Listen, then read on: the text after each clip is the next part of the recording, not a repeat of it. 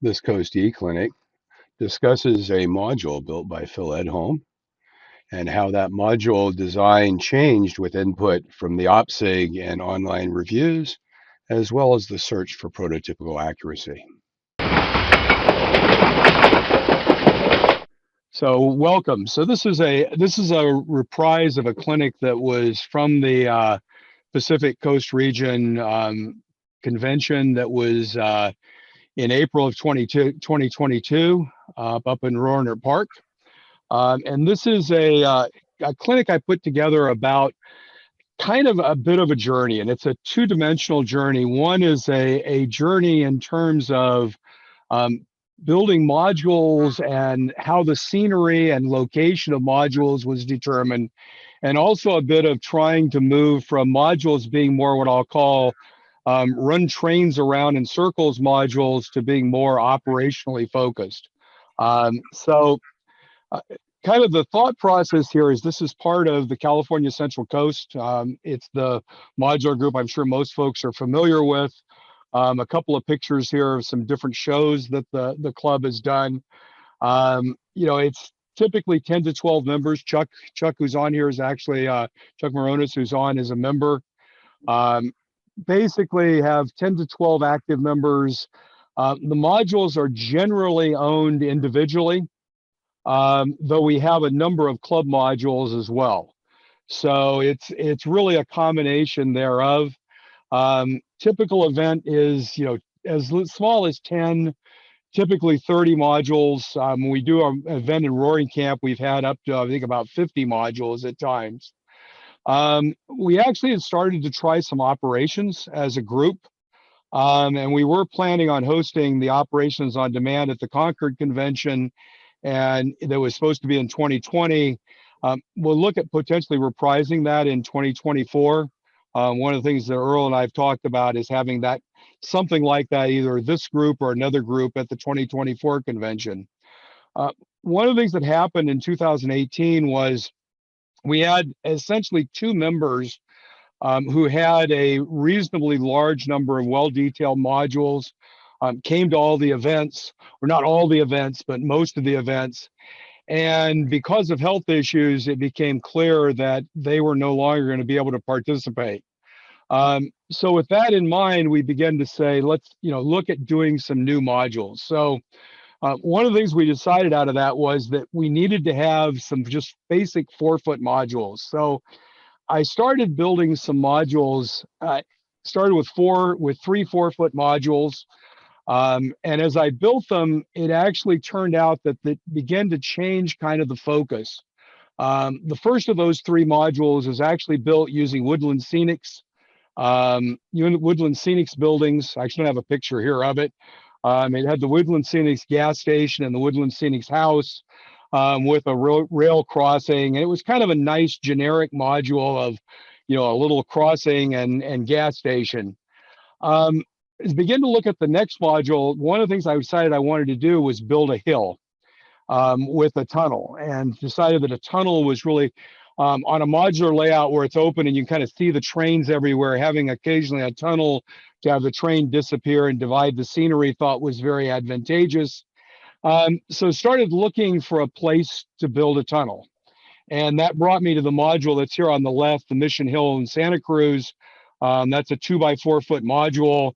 The tunnel is basically 19 inches instead of 907 feet. But it really is intended to be a module that replicated kind of the look and feel of the Mission Hill Tunnel, which still runs through Mission Hill in Santa Cruz. This was actually where in the late 1800s, they moved the railroad tracks from going through the downtown streets in Santa Cruz. The city said, you got to get your tracks out of here. They couldn't do a cut in the hill because the Mission San Jose was on top. So they did a tunnel through the hill. And it seemed to me that was kind of an ideal prototype model. And that actually began kind of a change of saying, instead of just doing generic scenery, let's pick a prototype scenery and try to use that. The other thing, the second module on the right is Wilder Ranch. This was kind of driven by wanting to do a a stockyard. I bought the band a stockyard kit. And as I looked around, I found Wilder Ranch. If you haven't been to Wilder Ranch, it's now a state park just north of Santa Cruz. If you go there, you park in the parking lot, there's like a visitor center, and then you can walk down the road, down the hill to the original Wilder Ranch. If you haven't been there, it's actually very interesting. It was actually a creamery back in the 1800s, early 1900s, and they actually built the shed, the barn, for the cows for the creamery across a creek that runs to the ocean. So they had this kind of idealized thing where they fed the cows, and all the cow outcome dropped into the creek and flowed to the ocean underneath. If you actually go to the parking lot and you park in the parking lot and walk towards the ocean, you'll actually go down a little hill and you'll come to the railroad tracks and the siding there that used to be there. So when I found that, I said, gee, there probably would have been up here some facilities for rail transport when they actually had a siding here. So that created the idea of a little creamery building to store the cream and cheese that they would ship on a daily basis, and then a little stockyard there for shipping cows in and out, because clearly if it was a dairy farm, they maybe would be shipping some animals in, but would probably be shipping some of the male steers out that were the progeny of the cows that were there. So this led to the concept of building a new module that was bigger and more operationally focused. The problem with these three modules was they had one siding out of three modules.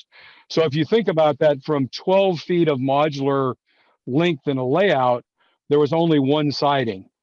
So I actually began the concept of a new module. Typically 6 feet's about all you can do in a module. Longer than that, it's hard to transport it. I find 6 feet fits pretty well in a lot of vehicles. I did the width of these modules at 2 feet 4 inches because my storage area where I store these in a game room, and it has a sliding glass door to go into it, and it's a 6 foot sliding glass door. And when you open a 6 foot sliding glass door, you get about 2 foot 5, 2 foot 6 inches of actual door opening. So assuming a little bit of accoutrements on the sides of the modules, 2 foot 4 was actually the width that was dictated. From an operations perspective, one of the things I really wanted to do is have a number of car spots. So within that 12 feet, wanted to find something that had, a reasonable amount of potential switching from an operations perspective as a location to run a train to and do some local switching. Wanted to have a long runaround siding. One of the challenges is we tend to have shorter runaround sidings, which allows you to only have relatively short trains. And then from an operations perspective, wanted to have both leading and trailing point switching. From a scenery perspective, I wanted some form of harbor scene, a wharf and a pier, a fishing dock. Frenchman River Model Works has a 4-car ON30 barge that I kind of fell in love with, and decided that I really wanted to have one of those and wanted to have a boat and ship. And finally, wanted to focus on California coast scenery, not New England. If you look at most of the what I'll call, for lack of a word, of small harbor modules that we see in model railroading, they tend to reflect New England up to Maine kind of modeling, versus what we saw in California, which was typically a lot later and quite frankly, a lot more industrial versus kind of the small towns that you see on the East Coast. So with that in mind, I started doing some designing. This was the first design I came up with. Kind of came in with the idea that you've got a bridge over here on the right coming in. You see the crossing siding. Had then off of that a siding coming down that went to both the pier and the barge. Because these came down at the same level, one of the big disadvantages was that the pier and the barge were almost at the same level from a track perspective, which was not necessarily what you really wanted for from a scenery perspective. I actually reviewed this at an LD-SIG event with the LD-SIG team, and the comments that came back were really around the idea of this switchback and how unrealistic that really was, that a real railroad would not have ever done this where you had to come down and come over here to switch this side, and vice versa. And then it also had a straight passing siding, and it was pretty cramped and crowded. So kind of went back to the drawing board and started really playing with alternatives. And at some point there was an epiphany. And that's what I find is generally if you have a problem, if you kind of just play with it a while, an epiphany occurs. And the epiphany, second design came out of that epiphany. And that epiphany was, let's put the barge on one side of the module and the pier on the other side of the module. What this allowed me to do was keep the pier at the higher level of the track, of this track through the module right here, because this could all be at the same level, where now I could have a fairly steep incline down to this barge, which could be at a lower level. So when you kind of look at this, what it says is now this could be up at, say, a couple of inches, and this could be 1.5 inches, 1.75 inches lower on the other side. I thought this was a pretty great design. I'm pretty happy with it. But what I did then, and this is actually an interesting, again, thought process of how you can go through some of these design processes, is I went to the RIOPS Industrial SIG on groups.io, and I put up a kind of a discussion of what I was doing, some of the pictures that you see here, and asked for feedback. What was very interesting was I got about 30 comments and suggestions. The post is still up there if you want to go look, if you're part of the this group in groups.io. And they were really good suggestions. Really saying, you know, what you've done here really is great, but here are some comments. And in the end, those comments really came down to two major comments. The first comment from a track perspective was, you're going to need idlers for your flat down at your car float to pull the cars on and off the car float, because you can't have engines out here on this area. Where are you going to store those idlers? Because the plan at this point would have been that the idlers would have had to been stored somewhere up here and would have had to have been picked up and taken back and forth each time you pulled a car off of the car float or loaded a car onto the car float. The second comment was really good, which was, why don't you move this switch from here, instead of tying off of this lead track here, why don't you move this switch directly onto the main or siding track here that runs through? Instead of putting a switch, it would make things simpler, open things up a bit. And to my mind, both of those became really good comments. And I found that this was a great way to get comments about what you should do. There was actually a really interesting challenge. If you notice at the top here, this is called lichen landing. I did that just lichen being what you put on the layout. I didn't really have any idea. It was at that point considered to be kind of a generic harbor on the California coast. One of the questions that came back, because clearly from the RIOPS folks more prototypically focused, is, well, where is this? So that actually then drove me to saying, well, this is how it's going to be as built. But as I got into that, I began to look at where is this located. So I kind of let me talk real quickly about what it is as built and kind of why it turned out to be pretty good. You'll notice that one of the things that I did when I went to the as built here I'm going to go back to the first one. On the first one, I had 2 tracks on the pier, and that just turned out to be too much in terms of width. So by the time I got to the as-built, I'd had the pier was now a single track on this side, and then a track on this side, which could service this building, which now became a warehouse. This building, one of the things I wanted to do was have a building with a car inside of it. I just thought that was a cool feature to have in terms of interest. So this became a transfer and shipping. And then I wanted to have a cannery.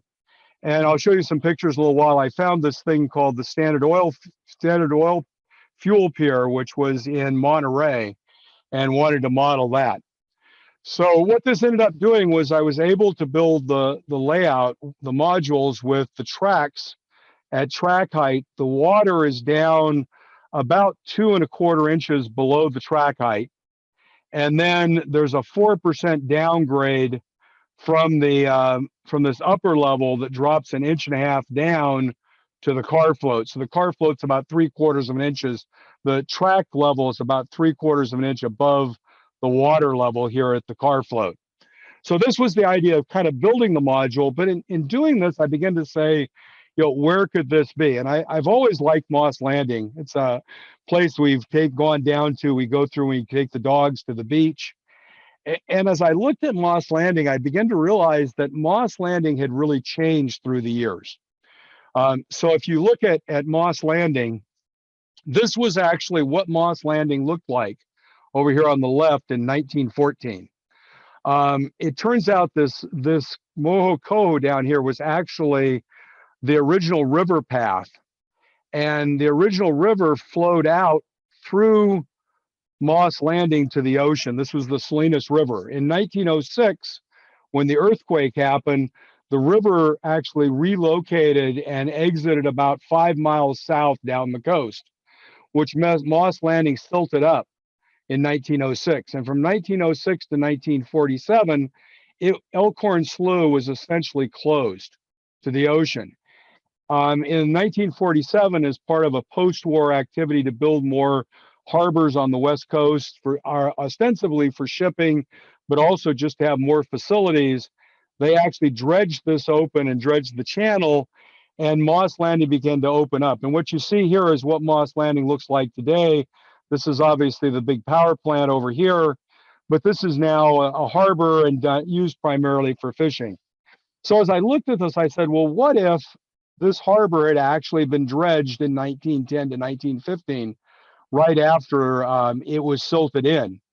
Would that have enabled a way to think about a different way of building a different location?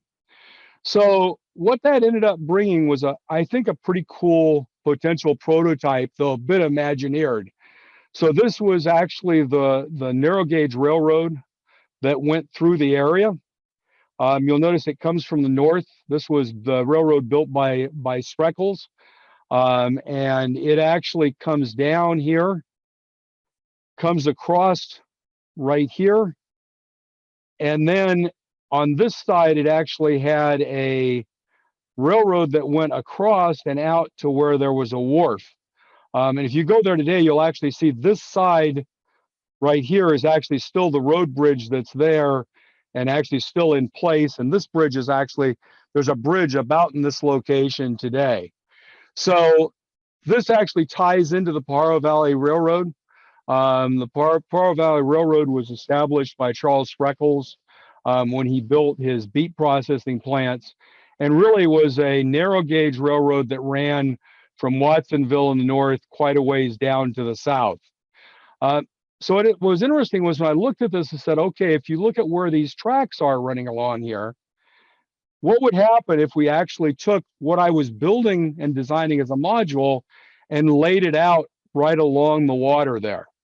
So again, assuming that the channel was dredged, and because the channel was dredged, that now let ships come in. If this area was dredged, you now could have, the fuel dock, a cannery, a pier, the storage, and the sea and land supply, it was still called at this point, right aligned here along the waterway. So this now gave me a reason to say, well, this could have actually been located here if in fact you had this dredged in 1910 to 1915. On the other side, because there's no power plant here, obviously, we could have run a track over here to a barge, and including a backstory of why you would have a barge there to service an area that had a washout and the track couldn't go to it. So really what this did was allowed me to now take the module here shown on the right and position it in a way that could have actually existed if in fact it had been built in this area at that time. The other thing that this let me do is it let me actually have about 12 spots on the layout to spot to. So there are 4 spots down here on the barge. There are a couple of spots over here, and then there are a number of spots here on the pier and behind this building and inside here of this building. So it really kind of had let me have a location. But what that really did was let me now say, how can I make the modules that I build on this layout follow what would now be a realistic prototype and a focused area?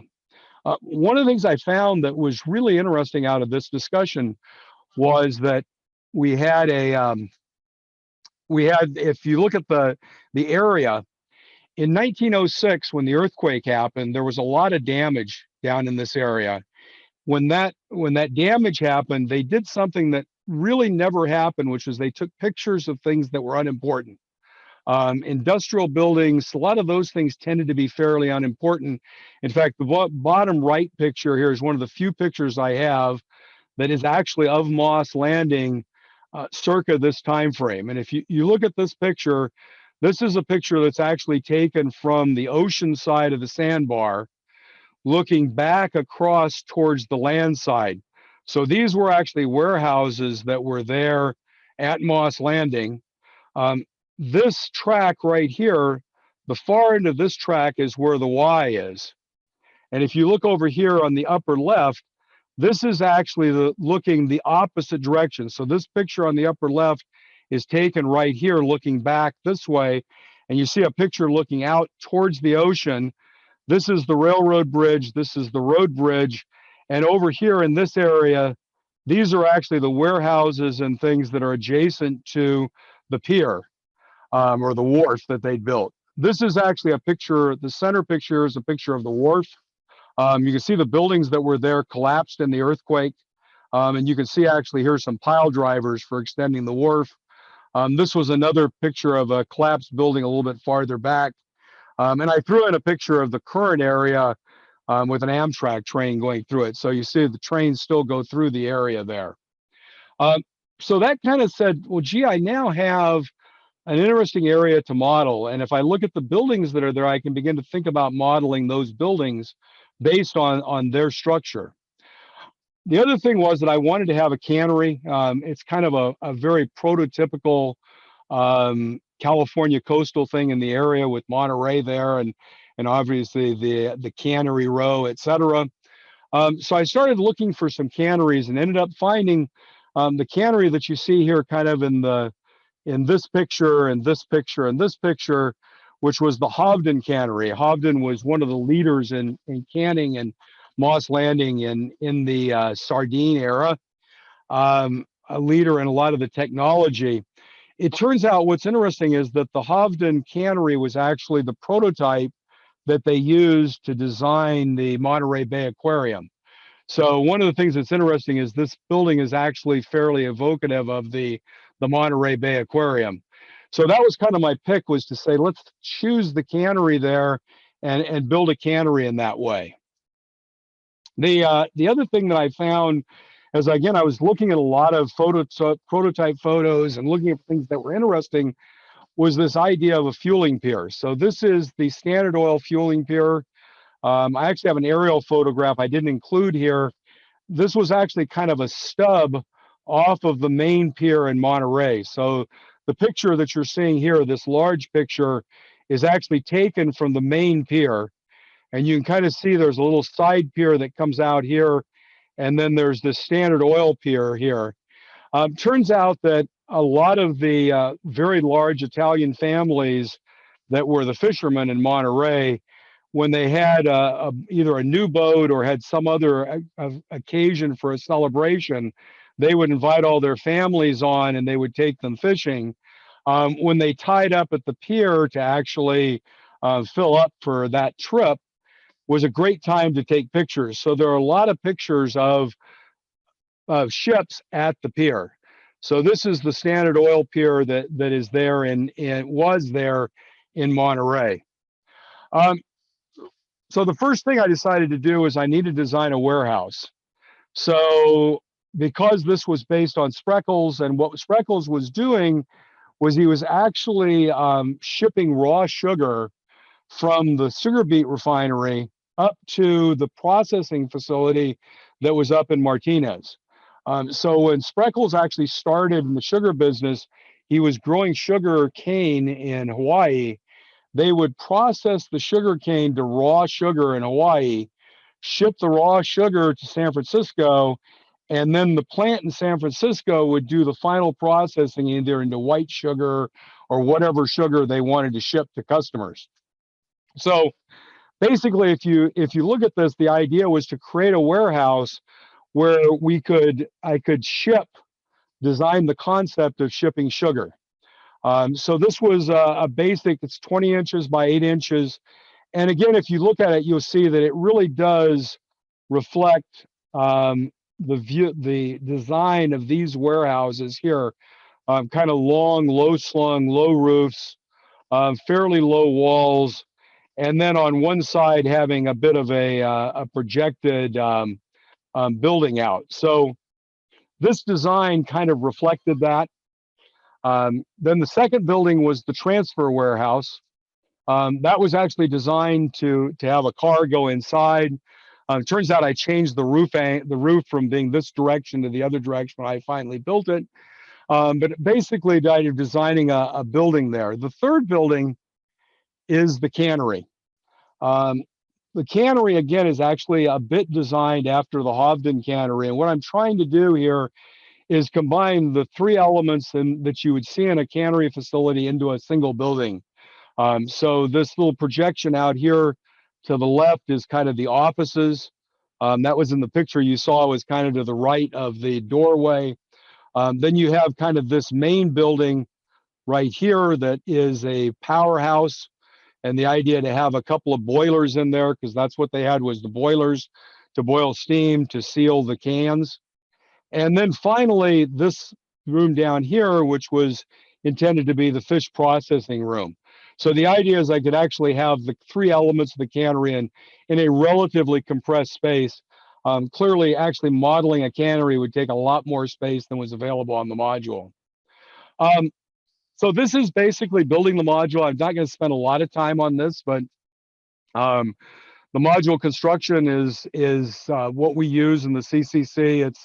It's done with a face frame, Luan plywood for in between, and then 1/2-inch plywood for the sides and the ends. You notice what I did was actually, because I knew I was going to use this 2.5 inches of foam, which you can see here, the depth on the side here of how thick it is from where the rail height will be down to where the water level is. Decided to put both the buildings and the turnouts, the electrical turnouts, which were tortoises, into boxes. The reason for putting the buildings in was I wanted to make the buildings removable for transport. It's fairly hard on these things to actually put a module with details in a trailer. So I thought I would be able to remove the buildings. The turnouts, because there was going to be about 2.5 inches of foam going from the bottom up, felt that having the turnout throw through that distance was going to be a challenge. So everywhere there was an electrical turnout, there's a little box built. And the idea is that the turnouts now mount up in those boxes. After that was done, everything was covered with foam. It's used Woodland Scenics here for the ramp down to the barge. Where you see raw plywood, that's actually water.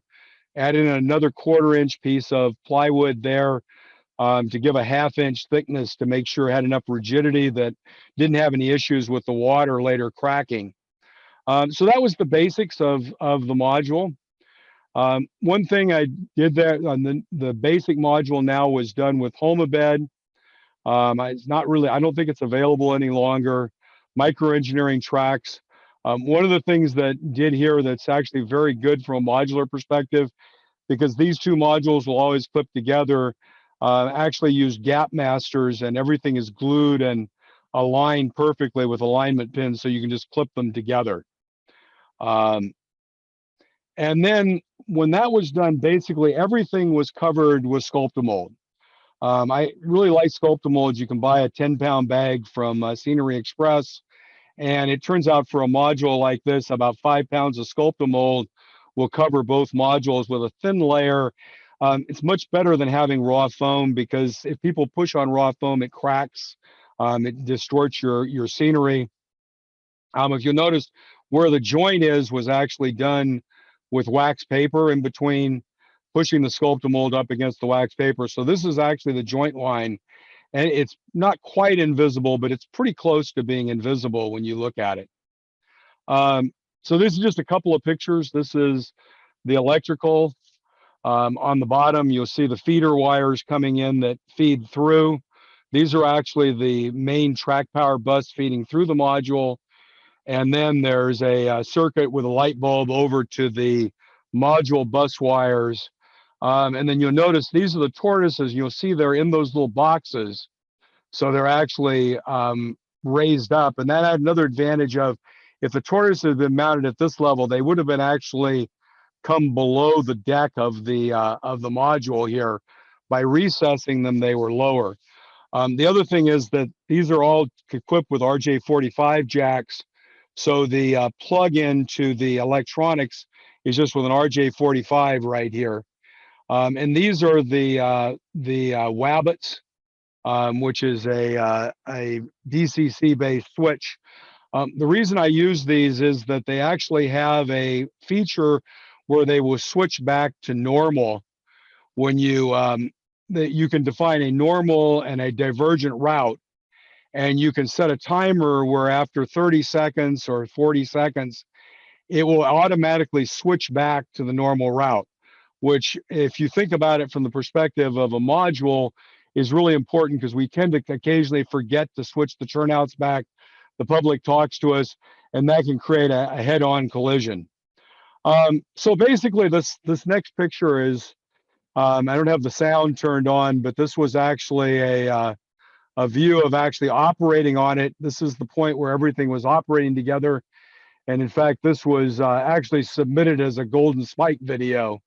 So you can kind of see there's one engine running at the end and another engine running from here.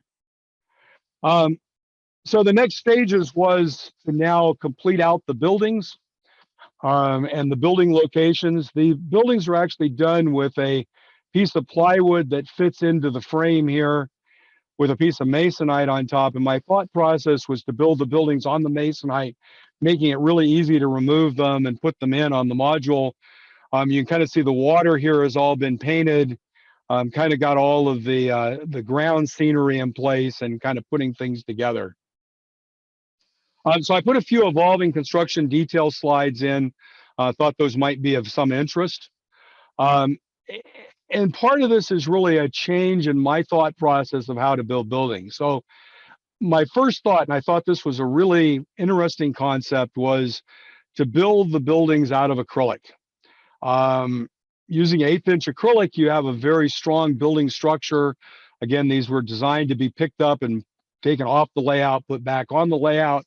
I went and looked at acrylic, said, gee, I could do this. It's self-glazing. And so I actually built all 3 buildings out of acrylic. You can kind of see the construction here. They were actually all cut out on a combination of a table saw and one of these little scroll saws I've had for years. And that actually gave me 3 buildings that were made out of acrylic. So what you see here is the transfer building right here, the larger one with the tracks that go inside. This is the warehouse building next to it, that one that you saw with the with that peak side roof. And this is the cannery over here. You can see the main cannery building here, kind of a little extension out here, and this would be the fish processing part of the cannery building. So I thought this was a great idea. Decided to start with the transfer building. It was the smallest of the 3.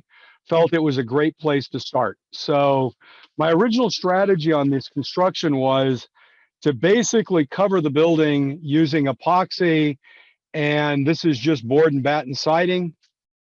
So board and batten siding was glued on with epoxy on the outside. This is just scribe siding here on the inside. After the siding was glued on, it was finished, kind of detailed, a little bit of roughness to it. And you kind of see the construction here. In order to match the height of the floor to the tracks that have been installed, it turned out it was just about exactly the right height to put a piece of acrylic there. So I put acrylic on the floor, And then I wanted a couple of tracks to run out to the door. So those were actually just ACC directly onto the acrylic. And then on top of that acrylic, again, put scribe siding as the flooring. So you can kind of see what this looks like here with the flooring in, the tracks, etc. And then on the inside, I started putting in essentially framing on the inner walls so you can see through it. One of the things that did was took the windows and sanded the backs of the windows so they were actually smooth to the mullions here on these closer in windows, and then glued those in place. And you kind of see here, even though it's 1/8" acrylic that's behind that behind those tissue castings, it actually doesn't look bad when you look at it. And actually, when you physically look at it, it's pretty good. I had done the roof, and the roof was actually done with acrylic. It was glued together as two pieces. It had some gussets here to hold it in place. So it was actually done as a unit, but I decided I wanted some trusses. And so I have a 3D printer, and I said, well, let's 3D print some trusses. 3D printed some trusses, cut some paper gussets out, did some weathering, and they don't look too bad because you don't see them that much when you look into the building. Added on some strips with some lights. One of the things that is kind of neat about this building is I drilled a hole and put a piece of copper wire around each of the gussets on the ends, which you'll notice were made very tight to the walls to hold it in place. And then I put a little brass shoe here on the top of the wall, and this actually brass rod runs down through to the bottom and actually then connects to a wire. So when you drop the roof in, these two wires slide against this plate and actually connect the lights up. So the lights connect up automatically. So in the end, kind of as I built this, I decided, it really didn't look that bad. If you look at the pictures here, this again, looking through the windows looks pretty good. Down here is some pictures of the inside. This is the framing that was put on the interior walls. The only place you really see this is right here, where you can kind of see how thick the walls are. And that really kind of began to bother me as I looked at this. And as I looked at it, I began to realize that, it really wasn't necessary to just do the 3D for the roof. What if you did the warehouse using 3D printing? So this was actually the epiphany, so to speak, that led to doing a warehouse with a 3D printed framing. So this was the next one that I ended up building. These are a couple of pictures of it. Did a clinic on this separately, so don't have a lot here on that. But what you see here is a building that is, all the framing is 3D printed, but the exterior walls, the siding, etc., are all the normal natural materials we might model with. So what it ends up being is a very strong structural building, but that actually has great appearance. So kind of to close today, this is kind of how the module looks. I've gotten a little bit more work done since the convention, but quite frankly, not as much as I wanted. The warehouse building is pretty much complete. I need to put some details in it. I was waiting for the narrow gauge convention to buy some details for it. You can kind of see it here. The transfer building, I need to put the roof on it, and I've actually started that since this picture was taken. I have a little kind of, for lack of a better word, cabin or house here. The intent is to have a little dock out here with a rowboat in this area. And you can see down here at the bottom, this is kind of a picture of the modules together as a unit in my storage room. On the other end of the module, we have the fuel pier. This is the fuel pier building. It's got a building on it. I'm actually doing this building right now, also as a 3D printed framed building. This is actually the barge. An excellent kit. This is a resin kit, goes together really well. Combination of the barge and the ramp for the barge. And then you see over here this is the edge of the cannery building there, which is still in acrylic. And this is the standard oil fuel pier. trying to kind of capture that same look of, a fuel pier, some sort of a fuel dock. But obviously, I wanted to have a railroad facility to be able to have a tank car delivering fuel. That's not very realistic and not very prototypical. I did find a smaller fishing boat. This was one of the challenges when I looked at the fishing boats in Monterey. It turns out that most of them were actually fairly large, but I did find some smaller boats. But one of the things that I found was that almost all of the boats in the West Coast were done with a fly bridge. It turns out most of the models for fishing boats are East Coast boats. And I guess in the Atlantic Ocean, you really don't want to ever be on a fly bridge. That's the difference between fishing in Monterey Bay, where it's nice weather, and on the East Coast. So what I actually did was took a fishing boat that came again from French Run River Model Works, but added on a styrene fly bridge to the top of it to make it fit better. Some pictures of the Barge and Tug. I have a tug. The tug, I'm actually in the process right now of finishing both the fishing boat and the tug. That's the project I'm working on the workbench right now on. Hopefully I have something to show in a couple of weeks. But you can kind of see the barge here and the loading dock and how everything comes together. And then we also have built a station and a house. Found a sidetrack laser Garibaldi depot kit. This has a bit of personal connection. My parents lived in Bay City, which is the little town between Garibaldi and Tillamook, up on the Tillamook Bay in Oregon. That was their summer place for a number of years in their retirement. And this was actually a model of the Southern Pacific Garibaldi Depot, which actually was a standard Southern Pacific design of what I understand to be a flat car transportable depot. So I've built that. It actually has printed interiors. I did the using printed interiors for a printed being paper printed interiors for that building. And then next to it, you see the little house at the end, really trying to make one decrepit building on the way out. So kind of a close on some learnings. I think finding prototypes for inspiration is transformative. This has taken a lot longer than I thought. Turns out COVID kind of slowed things down more than I thought. It's hard to keep focused when you have no goals. And COVID took away goals for about 2 years. The next steps, I need to complete the Pier warehouse and transfer area. I was intending to get started on this week. Quite frankly, last week was my last formal work event. So my focus was to focus on retirement, but unfortunately COVID kind of interfered over the past week. I need to decide how to build the cannery. At this point, I'm trying to decide whether to keep the acrylic building for this part of the building, which is actually, if you look at the original construction, was a concrete post and beam with concrete blocks in between. So I need to figure out how to do that and how to complete this building.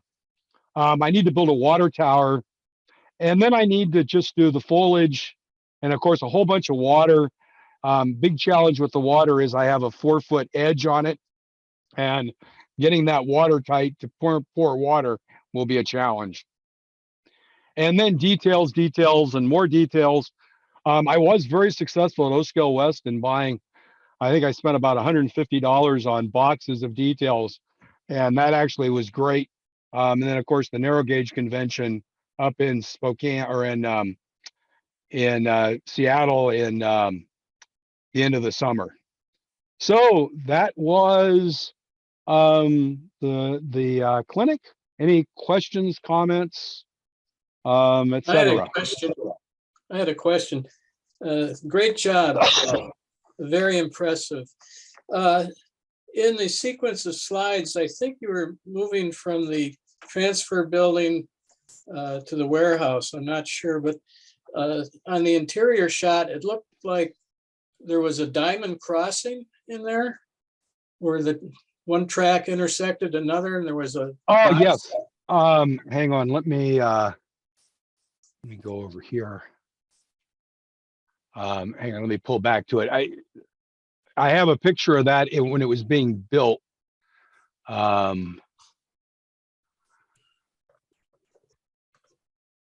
we go. Hang on, let me share my screen again.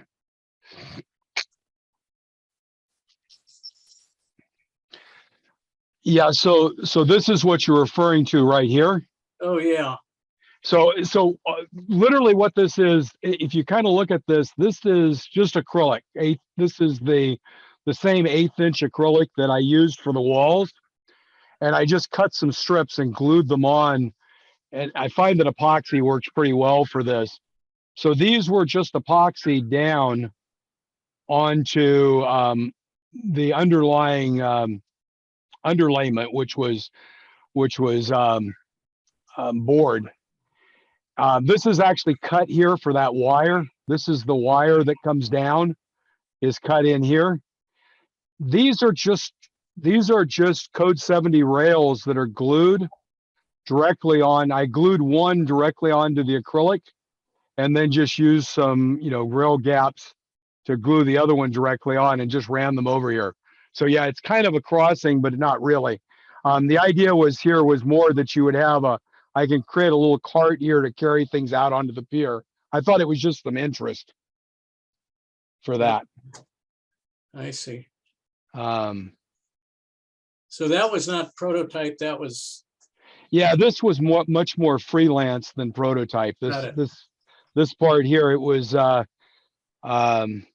So this is kind of, you see what looks like kind of looking in where you've got those tracks running over to the cart there. Great job. Thank you.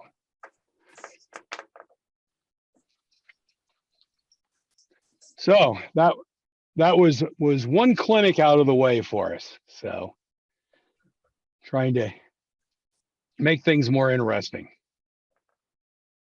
Any other questions, comments? No, that's great, Phil. Thank you.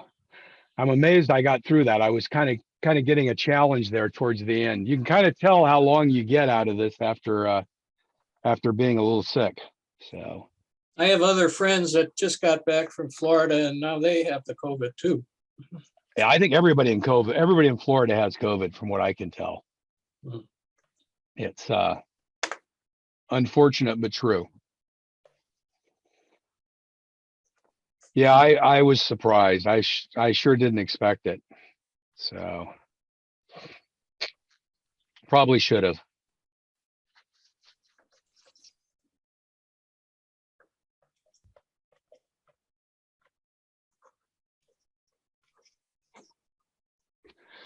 Well, that kind of closes it from my perspective. Anyone else have anything they'd like to cover, or maybe we'll call it a week?